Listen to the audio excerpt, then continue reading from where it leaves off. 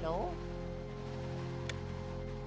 Released as a launch title for the GameCube, Luigi's Mansion is a prime example of Mario spin-offs exploring unconventional genres. In this case, a humorous and affectionate setup of survival horror. With expressive animation and interesting gameplay, Luigi's Mansion has enough charm to entertain over the course of its short campaign. Luigi's Mansion is heavier on story than most other Mario spin-offs, but the narrative is still pretty light. After Mario mysteriously vanishes, Luigi wins a mansion in a contest he didn't even enter. After arriving to check out his new real estate, he soon realizes that the new mansion is run down, rickety, and worst of all, haunted. After running away in terror, he makes friends with Professor Egad, who arms him with the Poltergust 3000.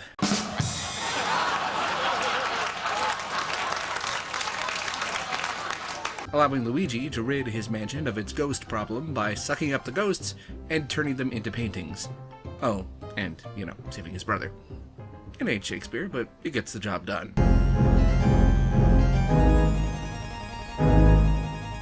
Luigi's Mansion is a clean, simple presentation. There's a few graphical flourishes that show off the power of the GameCube, such as the dynamic lighting and some particularly impressive cloth physics. As is standard procedure for Nintendo, almost every graphical choice is made in service to the gameplay. Interactive objects are bright, while environments are usually dark with muted colors so that the eye is drawn to approaching enemies. While this nullifies much of the creepiness factor of the mansion, in a way that's the whole point. Luigi is the one who is scared, not the player, and we laugh at his expense. Speaking of Luigi, his animations are easily the highlight of the game. This game was the first time that Luigi was explicitly given cowardice as a character trait, and every move he makes, from his shaking hand when he opens a door, to hunching over his flashlight while running around with low health, comically emphasizes his fright. The soundtrack by Kazumi Totaka and Shinobu Tanaka takes the Super Mario World approach of using a single motif and remixing it throughout the game. Luigi even whistles it to himself to indicate that the room is clear of enemies.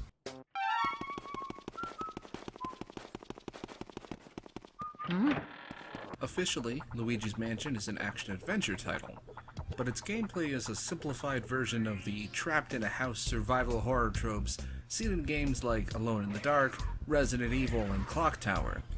Luigi navigates a haunted mansion, defeating ghosts which drop keys that unlock new rooms. Progression is at first marked almost entirely by collecting keys and unlocking doors, leading up to a boss fight at the end of each area.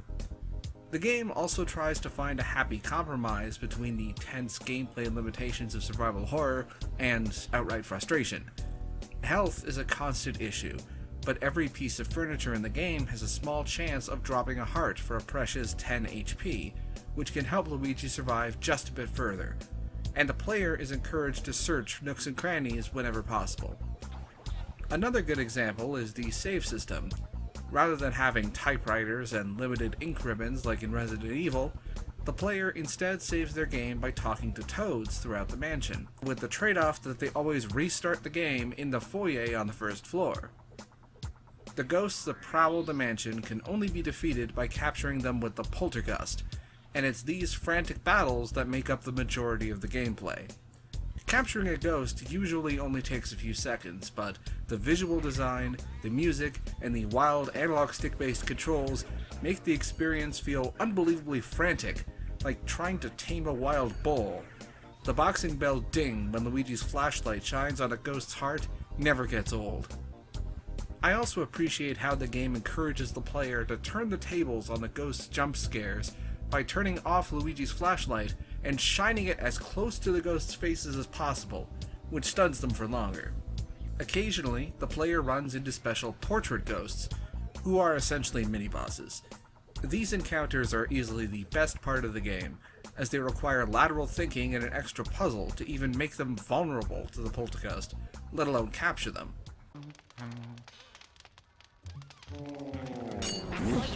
Unfortunately, the combat has its issues, especially later in the game.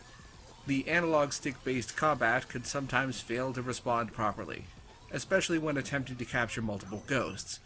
There's also a mid-game mechanic where Luigi gets access to elemental powers and encounters special ghosts who can only be harmed by ice, fire, or water.